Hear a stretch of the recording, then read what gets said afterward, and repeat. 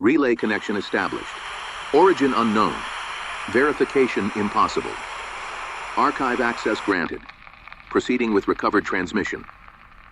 Designation, Ninth Relay. My name is Evan Cross, and at the time, I worked for Congressman Robert Vance's district office. I thought I understood the district better than almost anyone, which is probably why what happened next bothered me as much as it did. I noticed the discrepancy because of a mileage reimbursement. It was the kind of thing no one else would have cared about. $27.84 for a trip to a constituent event somewhere in the northern half of the district. The congressman's scheduler had coded it as routine travel. The district director had approved it, and accounting had already processed the expense. I probably would have ignored it too if I hadn't spent most of that week preparing briefing material for the August recess schedule. Congressman Robert Vance had almost no public town halls scheduled. That had been deliberate. The office had received enough security concerns over the previous several months that most public appearances had been consolidated into smaller meetings, business roundtables, and invitation-only events. I had even helped draft the explanation we would give local reporters if anyone asked. Nothing unusual, nothing scandalous, just the ordinary caution that had become increasingly common in congressional offices. The reimbursement, however, listed the purpose of the trip as constituent town hall, district mandated. I read the phrase twice. There was no such mandate. I pulled up the internal calendar and found nothing. I searched the shared drive for the date and found nothing there either. Then I searched the expense system. Congressman Vance had attended 6 similarly coded events since the beginning of recess, all of them omitted from the public schedule. I leaned back in my chair and stared through the glass wall of my small office.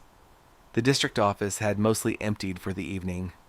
2 constituent service representatives were still taking calls near the front, and somewhere down the hall the copier was running through a stack of casework letters. None of it felt secretive. Congressional offices were chaotic, but they weren't mysterious. If Vance had been meeting donors, the finance staff would have known. If he had been holding closed constituent meetings, there still would have been briefing notes, attendee lists, security requests, something. I opened the first reimbursement. The venue was listed as Bellwether Community School.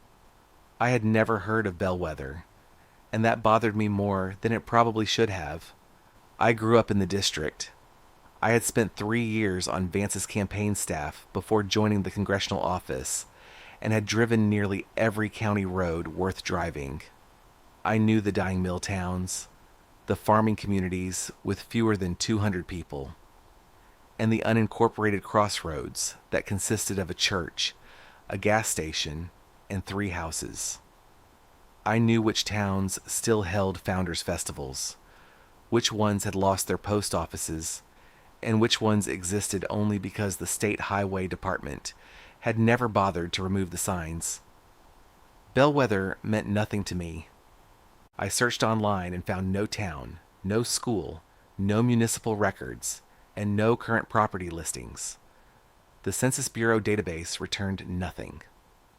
Then I searched the state archive and found a scanned highway map from 1947. Bellwether sat near the northern edge of the district, 23 miles from the nearest incorporated town.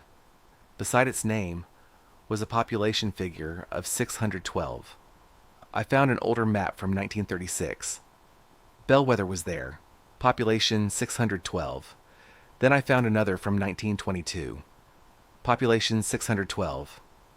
I told myself it was probably an archival error. Old state maps were full of copied information. Towns vanished without anyone updating the population figures.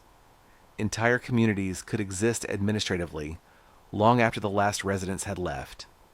Then I found the reimbursement address, Bellwether Community School, 14 County Road 6. The road still existed. The next afternoon, I drove north without telling anyone where I was going. The highway narrowed after the county line, then narrowed again until the painted center stripe disappeared. Cell service dropped to 1 bar. Fields gave way to heavy woods. 20 miles later, my navigation app insisted I had arrived, even though there was nothing beside the road except trees. I continued another mile before seeing the sign. It read, Bellwether, Pop 612. The paint looked fresh. I slowed as the road descended between two wooded hills and entered a town that should not have existed. Bellwether wasn't abandoned. That was the first thing I noticed. There were houses with lights in the windows. Children rode bicycles along the sidewalk. An elderly man washed a pickup truck outside a garage. A woman carried grocery bags from a small brick store with Bellwether Market painted across the front window. The architecture made the town difficult to place in time. Some houses looked 19th century. Others had vinyl siding and satellite dishes. Several vehicles parked along the street were newer than my own car. Telephone lines crossed overhead, but I saw no cell tower. People watched me as I drove past, not suspiciously, but expectantly. I found the community school near the center of town, a long red brick building with tall windows and a white wooden cupola. The parking lot was empty. When I stepped out of my car, I noticed a woman sweeping the front steps. She looked to be in her 70s, thin and straight-backed, with white hair pulled into a knot at the back of her head. She looked at my dress shirt, then at the congressional identification badge clipped near my waist, and told me I was early. I hesitated and asked what I was early for. She stopped sweeping and said, "You're with Congressman Vance." It wasn't a question. I glanced toward the school and asked if Congressman Vance was coming there that night. She studied me for several seconds before saying, "You don't know." I asked what I was supposed to know. She resumed sweeping and told me I should speak to my congressman. I almost laughed, but something about her expression stopped me. I asked what happened there at night. Without looking up, she said, "The same thing that happens every year." At 6:43, the first cars began arriving. By 7, the school auditorium was nearly full. Congressman Vance entered at 7:12, and I watched from the rear of the room. He noticed me immediately. His expression changed for only a fraction of a second, but I saw it. It was fear, not anger or irritation that one of his staffers had followed him. Vance walked to the front of the auditorium without acknowledging me. There were no campaign signs, no staff table, no microphones for questions, and no local press. I recognized only one other person from the congressional office, Martin Hale, our district director. He stood beside the exit with his hands folded in front of him, and he looked just as unhappy to see me. Vance took his place behind a wooden lectern and said good evening. The audience responded together. "Good evening, Congressman." Vance opened a folder. An elderly man in the front row stood and asked whether Route 14 would remain open. Vance answered yes. A woman near the aisle stood and asked whether the northern parcel would remain undisturbed. Again, Vance said yes. Another voice asked whether federal surveyors would enter the valley. Vance answered no. Then the white-haired woman I had met outside rose from the center of the auditorium and asked whether the census would be conducted. Vance paused before saying no. The woman remained standing and asked, "And our representation?" Vance closed the folder and replied, "Continues without interruption." The entire room relaxed. I felt it happen. Hundreds of people seemed to exhale at once, and then the meeting ended.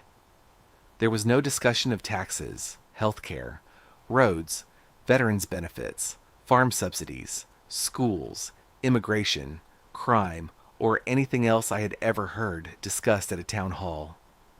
There had been 4 questions and 5 answers, and then people simply stood and began leaving. Vance stepped away from the lectern, and I intercepted him near the backstage door. I demanded to know what I had just witnessed. He told me I shouldn't be there. I asked why he was holding an unreported town hall in a town that didn't exist.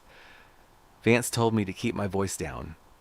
Martin approached from behind and quietly said my name, but I refused to let it go. I wanted an answer. Vance reminded me that I worked for him. I told him I worked for the office. He stared at me for several seconds before telling me to go home. I looked between him and Martin and asked what happened if the census came to Bellwether. Neither of them answered, and that was answer enough. I drove home after dark and spent most of the night searching. Bellwether wasn't alone. The expense records revealed 4 other communities: Harrow Creek, Mason's Crossing, New Providence, and Cedar Vale. None appeared on current maps, but all appeared on historical ones, and all had population numbers that never changed. Bellwether had 612 residents. Harrow Creek had 439. Mason's Crossing had 284. New Providence had 731. Cedar Vale had 506. The numbers remained identical decade after decade. The next morning, I searched congressional archives. The first photograph I found was from 2003. Vance's predecessor stood inside the Bellwether School auditorium, and behind him sat an audience arranged almost exactly as I had seen them the night before. The photograph was grainy, but the white-haired woman was clearly visible in the third row. I found another photograph from 1989. A different congressman stood at the lectern, but the woman was there. Then I found one from 1977 and another from 1968. She was in every one of them, and she looked roughly the same age. I printed the photographs and spread them across my desk. Martin Hale entered without knocking and closed the office door behind him. He told me I needed to stop. I pointed at the photographs and asked how old the woman was. Martin said I was misunderstanding what I had found. When I demanded an explanation, he told me that people in Bellwether died. They aged, became sick, had children, and buried their parents. Nothing about the town worked the way I thought it did. I asked why the same woman appeared in photographs spanning decades.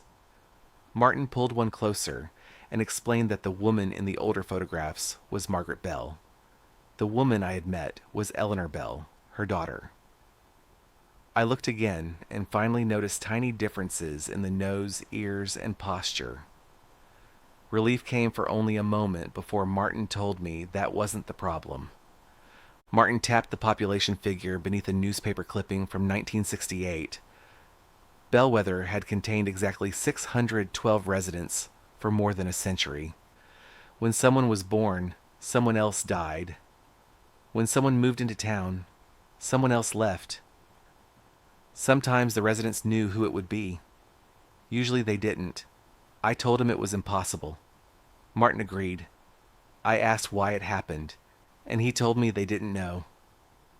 Martin then opened one of my filing cabinet drawers and removed a folder I had never seen before. That frightened me more than Bellwether. The folder had been inside my own office. Martin placed it on the desk, and I read the label, Continuity of Representation. Inside were copies of congressional district maps going back more than 200 years. I recognized the modern boundaries immediately. The district had been redrawn repeatedly. Counties had moved in and out. Lines had shifted after every census. But when Martin placed transparent overlays on top of one another, 5 small areas remained inside the district every time: Bellwether, Harrow Creek, Mason's Crossing, New Providence, and Cedar Vale. The lines bent around them, sometimes absurdly. On several maps, narrow corridors stretched for miles across neighboring counties, solely to capture one valley. Martin explained that every redistricting commission believed it had drawn the boundaries normally. No one remembered making the strange adjustments. They simply appeared in the final maps. At the bottom of the folder was a photocopy of a handwritten document. The original appeared ancient, and beneath it, someone had typed a modern transcription. It stated that the settlements were to remain within the district. The settlements were to receive a representative. The settlements were not to be enumerated. The settlements were not to be divided. and the representative was to present himself once each year. The final instruction had been underlined several times. Under no circumstance shall the settlements exist without representation. The earliest surviving copy was dated 1809. I asked what happened if the instructions were ignored. Martin hesitated before telling me it had happened once, in 1862, when the district had gone 11 days without a recognized representative. He pulled another map from the folder. It showed counties I recognized except for one large county along the northern boundary called Warren County. I told him there was no Warren County there. Martin replied that there wasn't any more. The map showed towns, roads, churches, a courthouse, and population figures. Martin explained that other records proved the county had existed. Property deeds referred to it. Military enlistment records listed men born there. Letters survived from families who had lived there. The records remembered Warren County. People didn't. I looked again at the old instructions and asked why Bellwether feared the census. Martin told me that being counted was dangerous. I said the people were already counted. Martin shook his head and said, "They're represented." That distinction stayed with me for days. Represented, not counted. Congressman Vance refused to discuss Bellwether again. Then 6 days later, he resigned. The announcement arrived at 9:14 in the morning without warning, staff meeting, or explanation beyond personal reasons. By noon, every television station in the state was covering it. I called Martin and received no answer. I called Vance and discovered his number had been disconnected. When I arrived at the district office, Martin's office was empty. Not recently emptied, but empty. The photographs were gone. The desk drawers were clean. His nameplate had disappeared. I found one of the receptionists and asked where Martin was. She frowned and asked who I meant. When I said Martin Hale, our district director, her expression changed from confusion to concern. She told me, "Evan, we've never had anyone here by that name." I went into my office and shut the door. The continuity folder was still there. I opened it and discovered that the first page had changed. It now read, "Congressional Vacancy, Day 1. I drove to Bellwether, and the population sign read 611. I stopped my car in the middle of the road. Yesterday, it had been 612. I drove to the school and found it locked. The market was closed. Several houses appeared abandoned. I found Eleanor Bell sitting on the steps of the church and asked what had happened. She told me they had no representative. I reminded her it had been only 1 day, and Eleanor agreed. I asked about the missing person. She told me one person was gone. I asked who, and Eleanor thought for a moment before admitting that she didn't know. I stared at her and asked how an entire town could lose someone without anyone knowing who it was. She looked at me and said, "Because if we knew, they wouldn't be gone." I drove to Harrow Creek. Its population was 438. Mason's Crossing had fallen to 283. New Providence was 730. Cedar Vale was 505. One person from every town had vanished. The next morning, Bellwether read 610. The effect spread outside the settlements on the 4th day. I woke with a memory I couldn't place. A woman laughing in a kitchen, brown hair, a blue coffee mug, Christmas lights reflected in the window. I knew I loved her, and I knew she had raised me, but I couldn't remember her name. I checked my phone and found no contact labeled Mom. I drove to the house where I remembered growing up, only to find another family living there. They claimed to have owned it for 23 years. That night, I searched for my birth certificate. I stared at it for nearly a minute before I understood what was wrong. The space beside Mother was blank. I drove directly to Robert Vance's house. Vance was gone. The house was empty, but an envelope sat in the center of the dining room table. It had no postage and no return address, only Vance's name. Inside was a single sheet of paper bearing one sentence: We no longer recognize our representative. Someone knocked on the front door. Eleanor Bell stood outside, holding an old leather ledger against her chest. Behind her, the street was empty. I told her she shouldn't be there. Eleanor said they had come because there wasn't much time. I asked who she meant by they, and she looked past me into the house before answering, "All of us." I pointed to the ledger and asked what it was. Eleanor called it the record. She opened the book. Thousands of names filled the pages. Some were written in modern ink, others in handwriting so old I could barely read them. I recognized names from Bellwether, then Harrow Creek, then names from my own hometown. My co-workers were there, my neighbors, my father, my own name. I asked Eleanor what they were, and she called them the represented. I reminded her that she had said the hidden towns weren't counted. She told me they weren't. When I asked why people outside the towns were disappearing, she looked down at the ledger and said, "Because representation spreads." Eleanor explained that a district wasn't simply lines drawn on a map. It was an agreement. People belonged to it because someone spoke for them. Someone stood in their place where they could not stand themselves. I told her that wasn't how government worked. Eleanor almost smiled and said, "That is exactly how government works." I looked down at the ledger and saw my father's name, followed by an empty space, then my own. My mother's name was gone. I asked what happened when all the names disappeared. Eleanor told me there would eventually be no one left who remembered there was supposed to be anyone there at all. I thought about Warren County, its courthouse, its roads, its churches, and military records belonging to people nobody remembered. I asked how we could stop it. Eleanor held out the ledger and told me we had to restore representation. I reminded her that I wasn't a congressman. Eleanor agreed. I told her there would eventually be an election, and she said yes. I pointed out that it could take months, and she told me we didn't have months.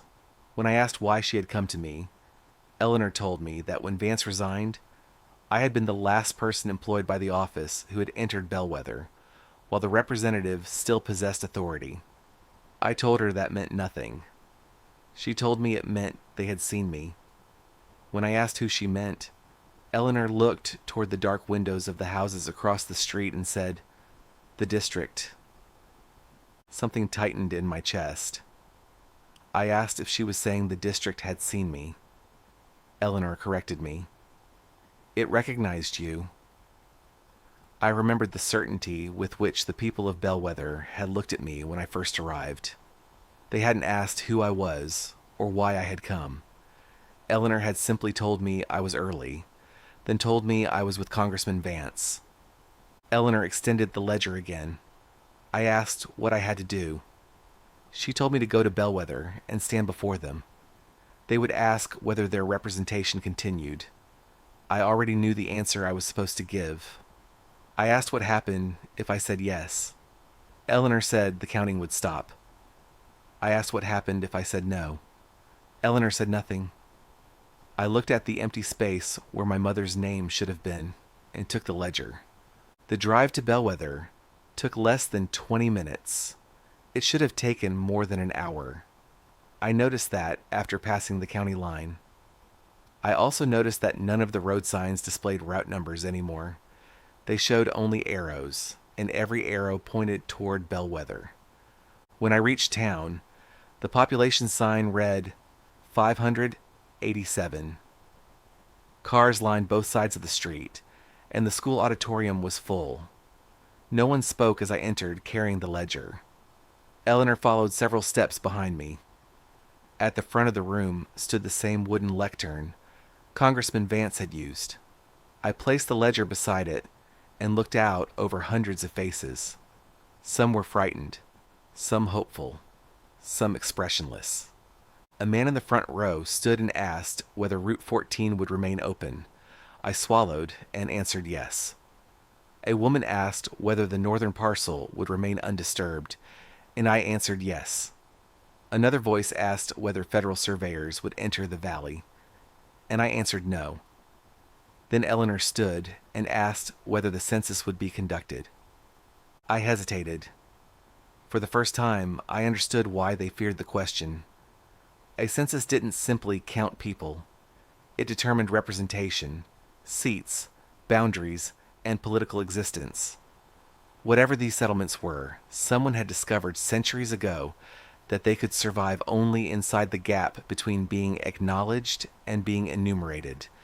They could be seen, but never measured, represented, but never counted. I looked at Eleanor and answered no. Eleanor remained standing. The room went completely silent as she asked, "And our representation?" I looked down at the ledger. My name appeared near the bottom of the final page, and words that had not been there before now followed it. Evan Cross, acting representative. For an instant, I considered walking out. I could let the special election happen. Someone else could inherit whatever this was. Someone else could stand behind that lectern and give the answer.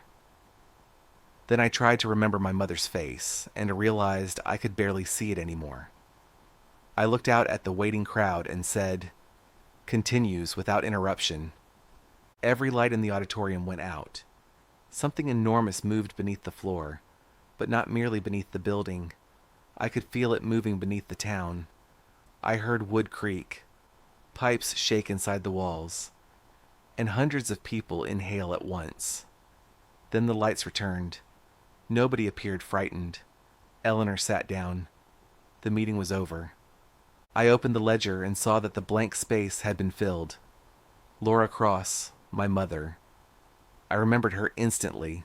Her voice, her kitchen, her blue coffee mug, the Christmas lights reflected in the window, and the way she had cried when I left for college all came back at once.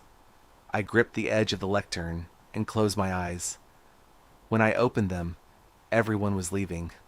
Outside, the population sign read 612 again. I drove home just before dawn. Every missing contact had returned to my phone. Martin Hale existed again. Congressman Vance's resignation remained. The governor announced a special election later that morning. For the next several weeks, I told myself the nightmare was ending. I told myself the settlements were an anomaly, some ancient accident in the machinery of government, a strange historical obligation hidden beneath 2 centuries of bureaucracy. Then I received a package. There was no return address. Inside was a congressional district map, but it wasn't my district. It was several states away. 5 locations had been circled in red, and below them, someone had written 5 population figures. None of the towns appeared in federal records. I unfolded the next page and found another district, with 3 circled towns. The next had 7. Another had 4. Dozens of maps filled the package, covering different states, different representatives, and different hidden communities. At the bottom was a single handwritten note that read, "You believed your district was the exception. It is not." I continued through the pages until I reached the final map. It showed the entire United States. Hundreds of small marks covered it. Some corresponded to cities, some to rural counties, and some marked locations where there appeared to be nothing at all.